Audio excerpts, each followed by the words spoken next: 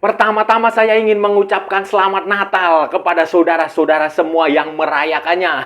Semoga damai, semoga damai. Kedua, saya hanya ingin mengingatkan bahwa setahun yang lalu di hari Natal, PSSI, Erick Thohir menunjuk pelatih terbaik dalam sejarah bumi. Tim kepelatihan terbaik yang membawa Indonesia kandas di kualifikasi Piala Dunia. Masih ingat saudara-saudara? Halo saudara-saudara, jumpa lagi dengan komentator gadungan di sini. Dengan komentator yang gadungan. Seperti biasa, saudara-saudara, seperti biasa. Kalau kita sudah bertemu, pasti akan ada yang kita bicarakan tentang sepak bola di Asia Tenggara yang baik dan yang benar. Semuanya hanya berdasarkan fakta. Tidak ada hoax, dan tidak klaim semata, saudara-saudara. Tidak lebay juga, baik yang sudah lama sekali maupun yang terkini. Bebas, saudara-saudara, bebas. Yang penting, sopan.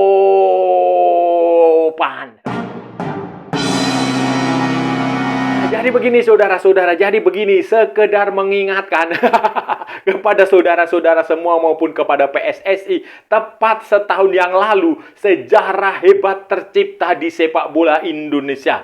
Sejarah luar biasa tercipta di Indonesia ketika Ketua Umum PSSI Erick Thohir melakukan interview, melakukan wawancara kepada pelatih terbaik di bumi. Tepat di hari Natal, saudara-saudara. Pelatih dan tim kepelatihan terbaik yang pernah ada di bumi diajak untuk bekerja menukangi tim nasional Indonesia dengan memecat, mengganti pelatih yang tidak pernah juara Piala AFF. Sintayong dipecat, digantikan oleh pelatih terbaik di bumi dalam sebuah interview pada tanggal 25 Desember 2024 pada hari Natal, saudara-saudara. Dan itu ternyata orang yang datang di hari Natal itu benar-benar membuat Erick Thohir dan PSSI terkesima, terkesan. Bagaimana mungkin di hari Natal dia bersedia datang untuk wawancara? Ya namanya juga orang nganggur, Pak. Saya pun nganggur jam 3 pagi juga saya datangin tuh yang nawarin kerjaan. Tapi ya itu yang sudah diputuskan dan kemudian singkat kata Patrick Kluivert kemudian menjadi pelatih tim nasional Indonesia dengan sejumlah gimmick pemecatan Sintayong yang dikabarkan ada masalah begini, begitu.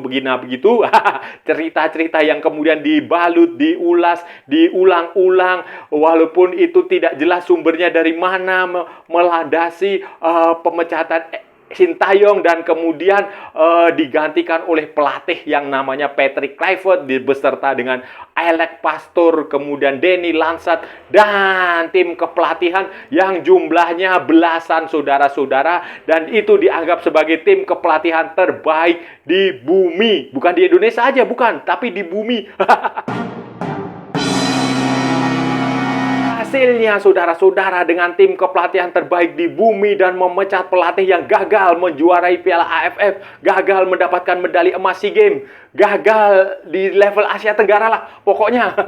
Walaupun sukses di level Asia, walaupun sukses di kualifikasi Piala Dunia, tetapi kalau tidak juara di level ASEAN ya tetap dianggap gagal lah. Itulah nasib Sintayong, saudara-saudara. Kemudian dia dipecat setelah Indonesia menang. Bayangin saudara-saudara, itu kan sesuatu yang hanya dilakukan oleh Chelsea di era Roman Abramovich. Mungkin PSSI ini Erick Thohir mungkin menganggap seperti Roman Abramovich, ya saya nggak tahu. Tetapi itu diganti oleh Patrick Kluivert seperti yang saya bilang tadi, dan dia bekerja dengan cukup aneh. Cukup aneh. Kemudian 2 pertandingan penentuan Indonesia untuk lolos ke Piala Dunia terjadi melawan Arab Saudi dan melawan Irak. Hasilnya, saudara-saudara, hasilnya tim kepelatihan terbaik di bumi tidak mampu menghadirkan kemenangan. Itu yang terjadi, saudara-saudara. Tidak mampu menghadirkan kemenangan. Indonesia kalah dari Arab Saudi, Indonesia kalah dari Irak, dan kemudian gagal lolos ke Piala Dunia. Dan pembelaannya adalah, memang nggak pernah ada target untuk lolos tahun 2026 kan? Padahal ketika setahun yang lalu saya masih ingat jelas bagaimana mereka bersilat lidah, bermanuver, mengatakan bla bla bla bla, ini momentumnya, ini harus dimanfaatkan Piala Dunia ini momentumnya, tetapi setelah gagal, itulah namanya politisi, saudara-saudara. Esok delai sore tempe, pagi makan tempe, malamnya jualan kedelai. Kira-kira seperti itu, saudara. Dan sekarang setahun kemudian PSSI Erick Thohir seperti dejavu, saudara-saudara, sedang sibuk untuk menyeleksi pelatih tim nasional Indonesia yang baru karena tim klub pelatihan terbaik di bumi pimpinan Patrick Kluivert ternyata gagal, dipecat dengan kompensasi yang menurut saya tinggi sekali. Sebelumnya setahun yang lalu dia juga harus membayar kompensasi Sintayong juga dengan sangat tinggi sekali karena Sintayong waktu itu baru saja memperpanjang kontrak sampai 2027 dan baru saja 6 bulan berjalan kontraknya. Kemudian Patrick Kluivert juga baru berjalan kurang dari setahun ya.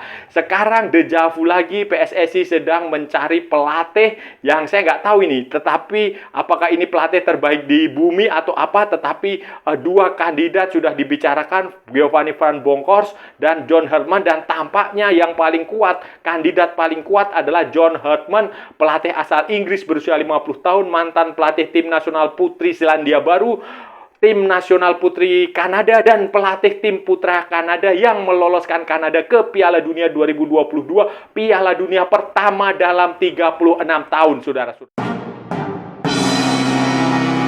Kalau benar John Herdman yang akan menjadi pelatih tim nasional Indonesia berikutnya, ya maka otomatis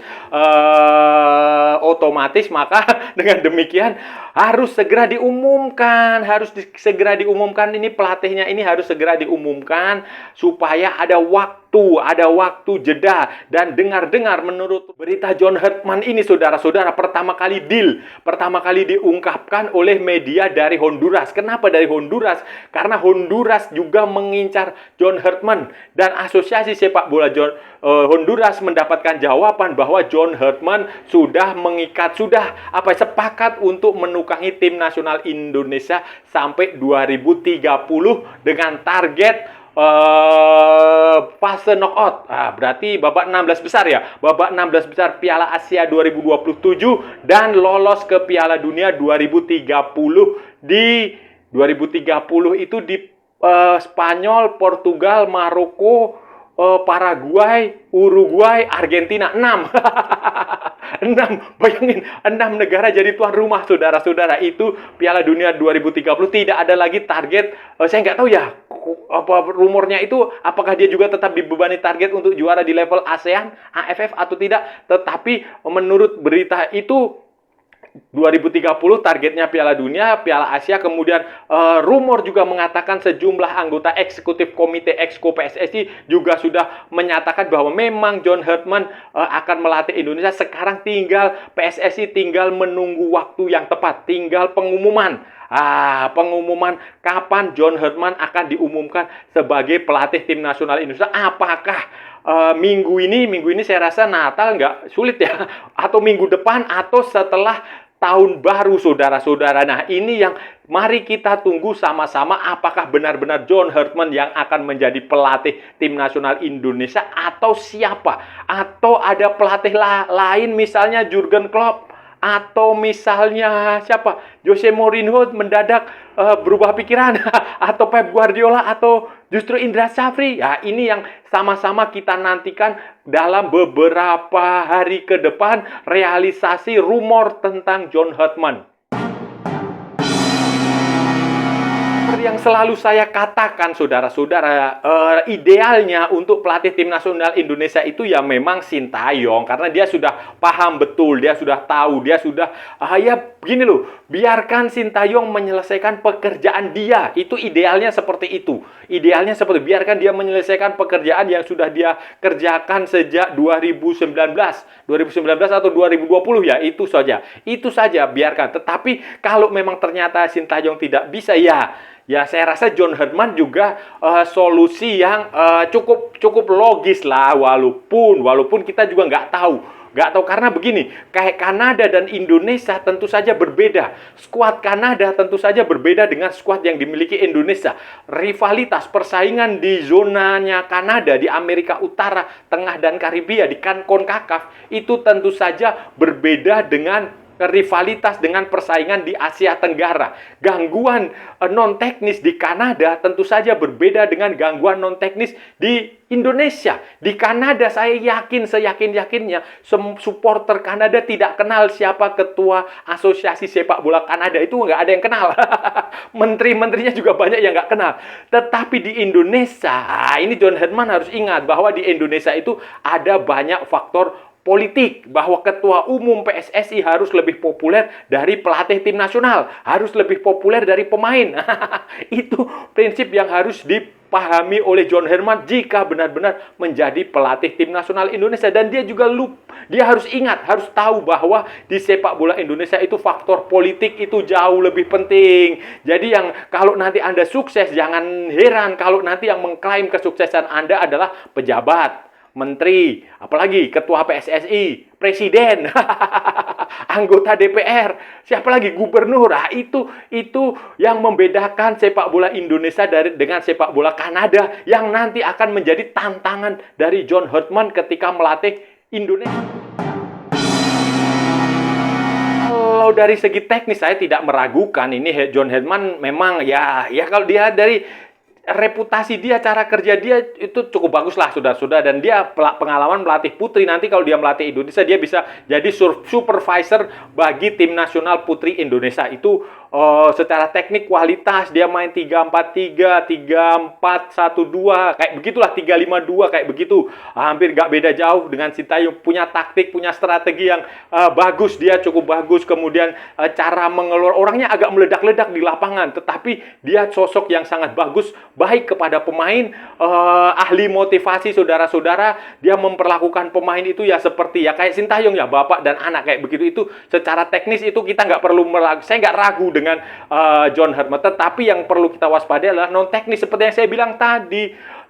Iklim sepak bola di Indonesia ini syarat dengan faktor non teknis, faktor politik, faktor gimmick, faktor pencitraan, faktor komersialisasi, faktor media sosial.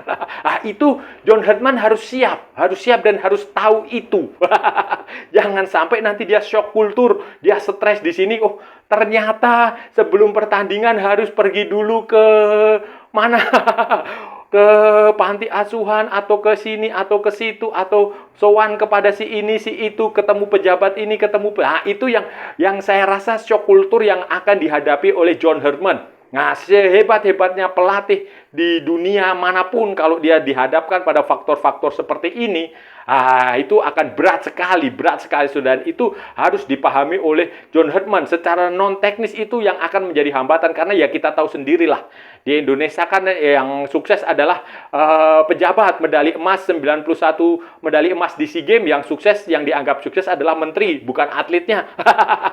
Kayak begitu, yang dianggap sukses adalah presidennya, bukan atletnya. Itu faktor non-teknis yang menurut saya harus benar-benar dipahami oleh John Herdman jika benar-benar menjadi pelatih timnas Indonesia. Nah, itu saudara-saudara, terakhir dan yang paling penting, dan saya tidak akan pernah bosan mengingatkan ini adalah hentikan gimmick-gimmick membangun sepak bola Indonesia. Nggak usah banyak gimmick. Intinya gitu, PSSI, Anda nggak usah terlalu banyak gimmick, nggak usah terlalu banyak manuver, nggak usah terlalu banyak pencitraan, nggak usah terlalu banyak neko-neko. Kalau mau ngurus sepak bola, ya urus saja sepak bola dengan benar. Pengurusnya, pejabatnya nggak usah terlalu banyak ngomong, nggak usah terlalu banyak tampil di media, nggak usah terlalu banyak posting di sosmed, nggak usah. Kalau Anda masih melakukan itu, ya memang tujuan Anda adalah politik, tujuan Anda adalah pencitraan, Anda tidak tulus membina sepak bola Indonesia. Kalau penting itu ya biarkan yang tampil di depan itu ya pelatih, pemain, manajer tim. Nah, itu masih bisa masuk di logika. Nggak usah lagi posting-posting foto lagi bersandar di tembok. Nggak usah lagi posting-posting foto. Macam-macam lah. Menyalah-nyalahkan wasit, menyalah-nyalahkan mafia, menyalah-nyalahkan apalah segala macam, nggak usah. Yang penting fokus aja pada pembinaan sepak bola. Ketika nanti pelatihnya sudah datang, pelatih tim nasional dengan tim dia sudah datang, ya lanjut ke fase berikutnya. Liga diperhatikan dengan benar, dikelola dengan benar. Pemain asing itu dikurangi, nggak usah banyak-banyak. Kasihan pemain lokal nggak kebagian. Kemudian kesejahteraan wasit semua harus diperhatikan. Dan yang paling penting bagi tim nasional adalah target itu nggak usah, kalau dia gagal di AFF nggak apa-apalah, ngapain juga diperjuangkan mati-matian, nggak ada pengaruhnya dengan ranking FIFA. Nah, target jelas Piala Asia dan Piala Dunia, saudara-saudara. Saudara-saudara, itu tadi pembahasan kita hari ini, saudara-saudara. Kita sudah bicara panjang lebar dari A sampai Z, dari barat sampai ke timur, dari utara sampai ke selatan, dari Sabang sampai Merauke, dari Pulau Rote sampai Pulau Miangas, dari New York sampai San Francisco, dari London sampai Istanbul, dari Zimbabwe sampai Vanuatu, dari Santa Fenang sampai kota Kinabalu. Semua sudah kita ulas, semua sudah kita cakap, semua sudah kita bacotin, semua sudah kita gibahin, saudara-saudara.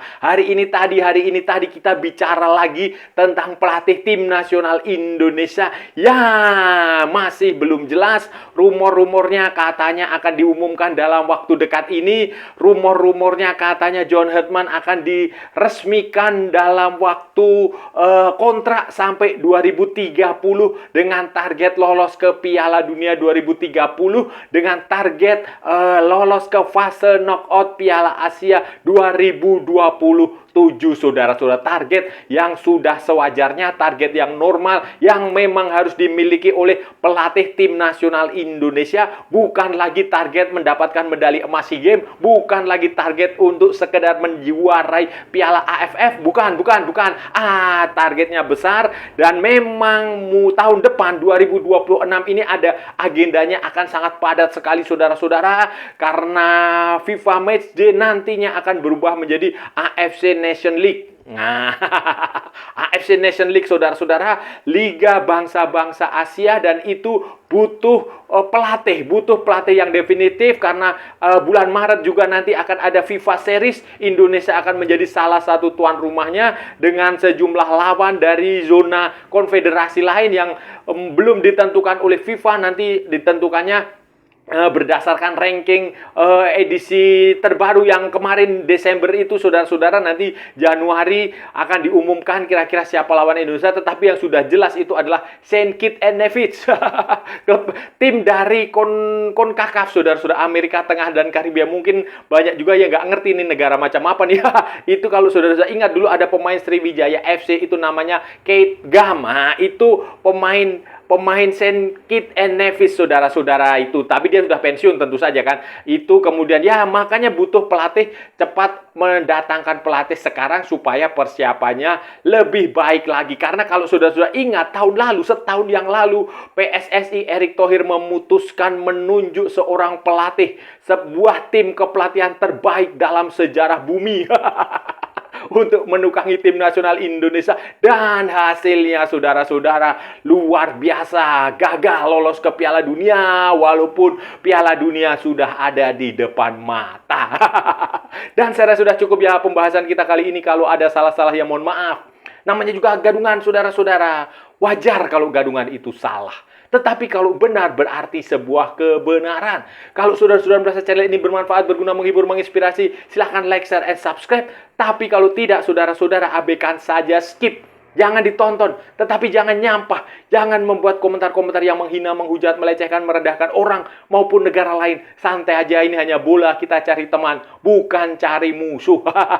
Ikuti juga akun media sosial Komentator Gadungan, ada di Instagram, ada di Facebook, dan ada di TikTok yang bukan TikTok Shop, saudara-saudaraku semuanya.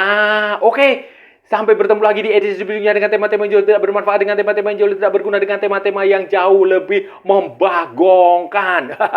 Salam olahraga dan merdeka.